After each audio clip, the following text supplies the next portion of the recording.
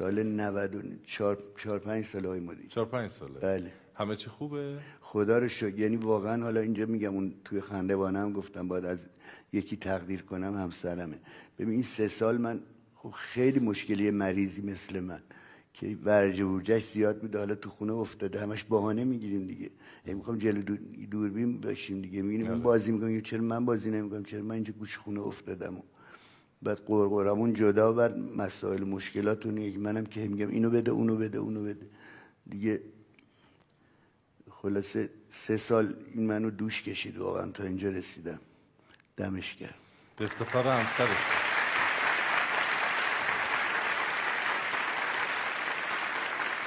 سالهای سال نقاشی میکشیدین؟ آره نقاشی میکشیدم. نقاشی خوبی هستی. مرسی. ولی الان دیگه دستم اینجوری اصلا قلم لاش گیر نمیکنه. و یعنی اتفاقا قول دادن که پورتری خانوممو بکشم. چپ دست؟ من چپ دستم. آره بدبخت. خب صدا من مشکل پیدا که نمیتونم بخونم. یعنی نمیتونم که میتونم، ولی الان 3 ساله نخوندم. نه واقعا نمیتونم. اوج و تحریرام مشکل پیدا کرده. آره خب طبیعیه. همونا که باش پول در می آوردیم یکی یکی. ولی اون زمان قبل از بیماری به نظرت بازیگر بهتری بودی یا خواننده بهتری یا نقاش بهتری؟ بهتر بدتریش نمیدونم، ولی خوانندگی رو من زیاد روش حساب نمی کنم، چون یه چیزی بوده که خداوند تو حلقوم آدم میذاره، اصلا ربطی به من و شما نداره. ولی برای بازیگری جرجر شدم تا به اینجا رسیدم. یعنی براش زحمت کشیدم. بله. برام ارزش بیشتری داره. درسته. برای شما شایعه این چیزا درست نکردن. من که او تا اینجا رسید سوپور محلشون مرده بود، تشییع جنازه‌ش رو جای من گذاشته بود. آها راجب شایعه میگی؟ خیلی راجب شایعه میسازن. مرده و نمیدونم فلان و بیسار و ختمش در فلان جاوه و بعد من چند بار گفتم اینجا هم میگم من حلوا خورم، حلوا بده نیستم.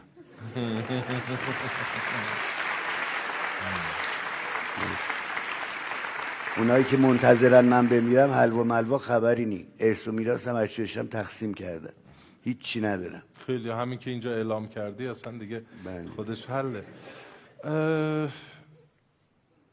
چند سالت؟ 70 سال. 70 ماشاءالله.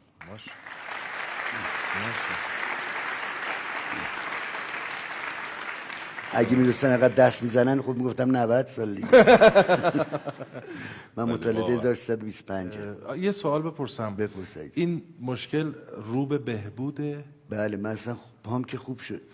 این زانوم سر مختارنامه سوار اسب بودم، اسب پیچید، این جاده فرعی نپیچید، ما رو انداخت تو کانال. همون شب پادت گرفتم که این آقایی که مسئول اسبا بود اومد ماساژ داد، این عضله‌مو وا کرد، ولی اینجام خورده الان زانو. یعنی راه که میرم یه تلق یعنی ماشین قطار دیدین رو ریل همونجوری تق صدا میده. وگرنه خوب شده بود پام واقعا. دستم البته نه، دستم اصلا از روز اول تا حالا هیچ فرقی نکرده. 2000 تا دکترم رفتم، از هر چیزی که بگین، سوزنی، نمیدونم تمنعی، فیزیوتراپی میرین همچنین؟ بله آب درمانی میکردم با این چیز کششی بود، یه آقایی بهم میداد که خیلی خوب شد. یعنی دیگه 4-5 روز دیگه مونده بود اثر حسابی خوب شد. ولی یه برنامه براش پیش اومد رفتش دیگه بالاخره. ما هم که میدونی اسم ما که میاد همین فکر کنن که الان تو پستون 30-40 تا گونی دلار خوابید. بله. شنیدم توی یکی از مصاحبه ها به هر حال گله‌مند بودی از فضای سینما و تلویزیون که چون این اتفاق افتاده کسی نمیاد سراغت. مردم که تو کوچه خیابون محبتشون رو واقعا میرسونن به آدم. دم همتون گرم، همتون واقعا یکین، بی‌نظیرن مردم ما از اینجا. و همکارام خب گاگوداری یه سری میزنن، ولی اونایی که باید سر بزنن اصلا نمیزنن. و پیشنهاد کار هم کم. پیشنهاد کارای این چیزاست، تلمل اینا که من اصلا کار نمیخوام بکنم. کار دندونگیری به قول معروف پیشنهاد نشده. بعدم دلم میخواد بعد از مختارنامه دلم نمیخواد یه کاری بکنم که اون چیزی که تو ذهن مردم بریزه. با یه دست یه پا که نمیشه. اونایی که 2 تا دست 2 تا پا دارن بد بازی میکنن، ما که یه دست یه پا داریم. دلم میخواد خوب بشم آقای مدیری بازی کنم. هممون دعا میکنیم که زودتر این مشکل رفع بشه و سلامت کامل رو به دست بیاری. واقعا از ته دل دعا میکنیم. صبح روز یک شنبه 26 مرداد 6 مرداد 1366 چیزی به یادت میاد؟ 6 مرداد 1366 6 مرداد خونه پدری رو سیل برد. تو چه تاریخشو میدونی؟ من خودم نمیدونستم. آره من سر فیلم سرزمین آرزوها تبریز بودم، یه در رادیوی ماشین رو روشن کردن گفتن شمرون سیل اومده. من همینجوری موندم شمرون سیل اومده، من میشه شمرون سیل بیاد؟ نگو اون بالا مسکین شیب ساخته بودن، یه دفعه بارون اومده و زده اومدیم دیدیم به هیچ چی نمونده، چیزمون که این یخچالمون شده از یه قوطی کبریت انقدر. بعد تا اینجای خونمون گل، فرشا که همه اون زیر، هر چی داشتیم که نداشتیم اون زیر همه به رفت بود. فقط خدا شکر زن و بچه هم از رو پشت بونا در رفت بودن اونور، وگرنه ما الان دیگه حالا. بله. بعد خدمتتون عرض کنم که بله دیگه اونا رو هم شد. اومدم دیدم نه خیر، اصلا کوچه های شمرونو که من توش این همه آتیش سوزوندم و همه سوراخ سنباش بردن، اصلا نمیدونم چی به چیه، تمام خراب شده بود، وصل شده بود به هم. خونه ما وصل شده بود به بیمارستان شهدا، بیمارستان شهدا وصل شده بود به شهرداری وصل شده بود به دلجیگری سر نیاورون.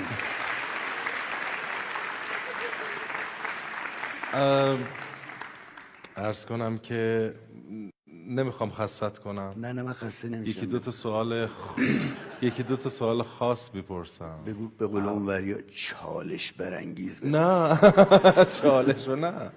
بزرگترین ترست چیه تو زندگی؟ بزرگترین ترسم اینه که سر برج بشه، اجاره خونه‌مو نداشته باشم. و حالا اون که ترس اونجوری نیست، ولی واقعا ترسم اینه که قدیمی‌ها یه مثال خیلی خوب، یه چیزی دعای خیلی خوبی داشتن، میگفتن ایشالله که پیر شی، ایشالله آخر عاقبت به خیر بشی. دلم میخواد آخر عاقبت به خیر بشم، تا روزی که زندم دستم پلو کسی دراز نباشه و اینقدر رو پام باشم که بتونم خودم زندگیمو بچرخونم. تا حالا شم همینجور بوده خدا رو شکر. ولی اجاره نشینی؟ اجاره نشینم. چیزم ماشینم هم راستی اینجا پارک کردم، جریمه نکنم. نه. این همه سال کار، بیش از حدود 40 سال شاید ها؟ نه بیشتره. خیلی 50 و 2-3 ساله. هم نقاشی، هم بازیگری، هم خوانندگی، شاید حدود 50 سال. چرا به اون نقطه امن به لحاظ مالی نرسیدی؟ پولم کم در نیاوردیم خدا وکیلی، ولی دوره برمون خدا رو شکر پول مفخور زیاد بود.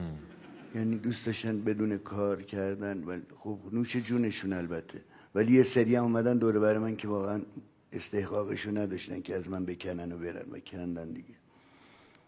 حالا بعدم ماها میدونی همش فکر می‌کنیم همیشه همین جوره. بله.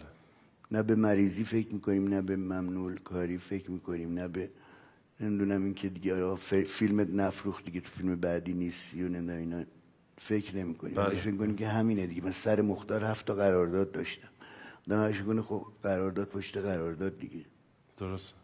بعدم ماها مدیری شما نه ماشاءالله، شما میدونم جزء ماها نیستی، ما مغز بیزینسی نداریم. حالا میگن مغز هنری داریم، امیدوارم من اونو داشته باشم، ولی بیزینسی من بابامم ورشکست شد، خودمم اصلا نداریم. بابامم خدا بیامرز این کاره نبود. آره یه مغازه وا کرده بود، می اومدن نسیه می بردن چون سواد نداشت بنویسه، همه رو خوردن واسش. آره. خب کسی یا چیزی الهام بخشت بوده در کار؟ یعنی الگو؟ نه حالا الگو، ولی که ازش ایده و الهام گرفته باشی خیلی زیاد، یا تأثیر گرفته باشی، چه در آواز، چه در بازیگری، چه در نقاشی. واقعا نه جز توکل به خودش. ولی نه واقعا هیچ کس، چون من خانوادم خیلی مذهبی بودن، اصلا بدور این ماجراها بودن.